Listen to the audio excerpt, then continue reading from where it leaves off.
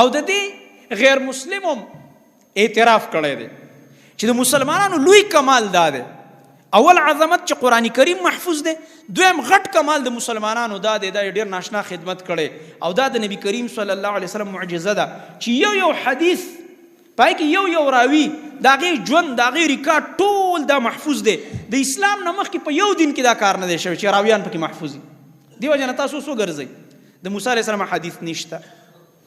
د عیسی علیه السلام نشته، بلکې کوم کتاب چې پرې راغلی و په موسی علیه السلام تورات نازل و، په عیسی علیه السلام انجیل، په داود علیه السلام زبور، هغه په اصلي شکل کې نشته، ځکه الله رب العالمین د هغې د حفاظت ذمهواري نه واخیستې، هغه هغه وخت کې علماو ته سپارلی. د دې دین د حفاظت ذمهواري خو الله رب العالمین اخیستې ده.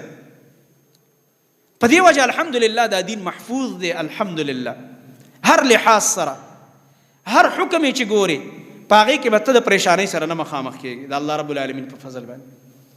ځکه د الله نبي صلی الله علیه وسلم فرمایلي دا وایي داسې دین دی لیلها کنهارها، شپې هم داسې ده لکه د ورځ په شان. اب بېله خبره ده چې په یو خبره باندې به ته پوهېږي نه، زه به پرې پوهېږم نه، هغه به د دې دین او د دې حدیث غلطي نه ده، زما او ستا د دې ذهن نقصان دی، په یو خبره موږ نه پوهېږو. نو که ته چېرته د دې فن ماهر یو عالم ته رجوع کې به دې پرې پوهېږي. لکه مخکې ورځو کې یو ملګری الحمدلله هغه دغه شان ته په دې دغه کې ورته شبهات په تقدیر کې ما ورته یو څو په واتساپ باندې کلیپونه وکړل، باقاعده دومره شکریه ادا کړله.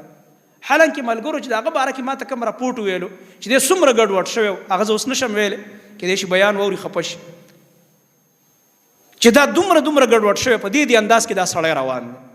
خو چې الحمدلله د هغه حدیثو تشریح مو وکړه چې کوم کې د هغه ذهن نښتی و، ما ورته په صحیح طریقه باندې په ترتیب ټول ما ته وایي ماشاءالله زما ذهن کلیر شو. دا خو زه د خلکو دوکه کړی وم،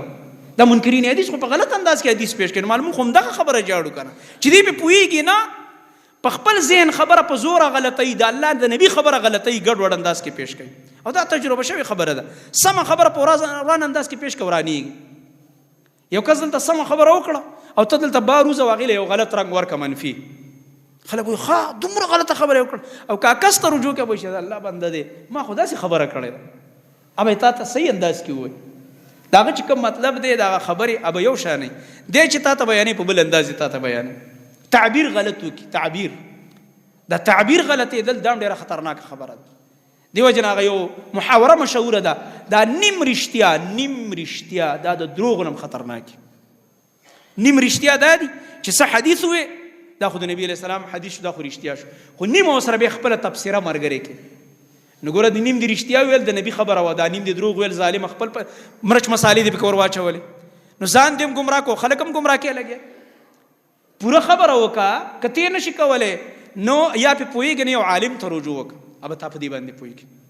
دې وجې نه محدثینو به دا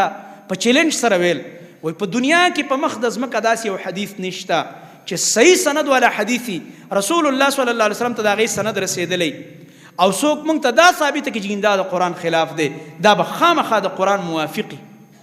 موږ له دې راوړي، موږ ته دې پیش کړي، موږ یې به پرې پوه کړو چې دا بالکل د قرآن مطابق دي، دا د نبي صلی الله علیه وسلم تشریح ده، د احادیث اقوال او افعال د محمد رسول الله صلی الله علیه و آله وسلم.